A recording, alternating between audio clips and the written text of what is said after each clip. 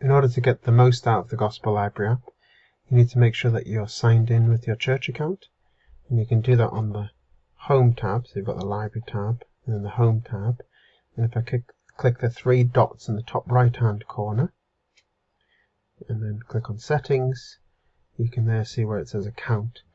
If it says Sign In, then you need to sign in with your church account, and that will allow you to change your home page if you want, but also it will save any markings that you make. To make a study journal for seminary, you scroll down on the home page to Study Tools and then click on Notebooks. Here's some of my study journals, and then you click on the plus icon to create a notebook. I call this Doctrine and Covenants Seminary, and there is my notebook. Now during class, if the teacher asks us to make a note in our study journals, then we can go to the study journal and click the little plus, and we can write a note depending on what the teacher's asked us. I'll do that right now. So once you've finished the note, you just click the little tick in the top left hand corner, and now in my study journal my note appears.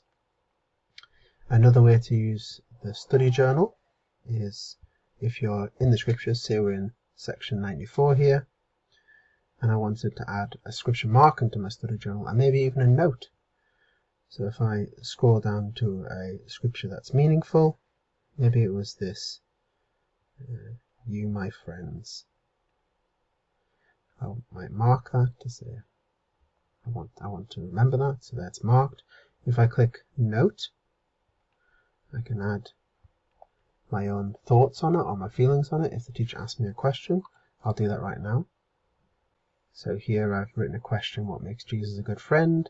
Said he understands us, he is patient and kind. And if I click the tick button, that creates a note, and you'll notice that in my scriptures right here, it will now appear in my scriptures when I read that section.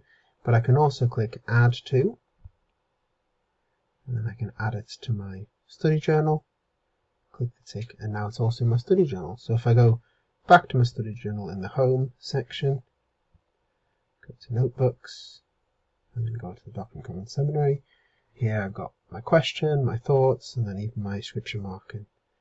And this is a great tool to help us reflect and review the things that we're learning as we go throughout seminary. I'll show you what it maybe looks like, a more complete journal here. So here I've got some scriptures marked with my questions and thoughts. I can scroll through. Just some of it's just notes, and some of it are scriptures and also notes. So I hope that's helpful for you as you set up a scripture study journal in the Gospel Library app.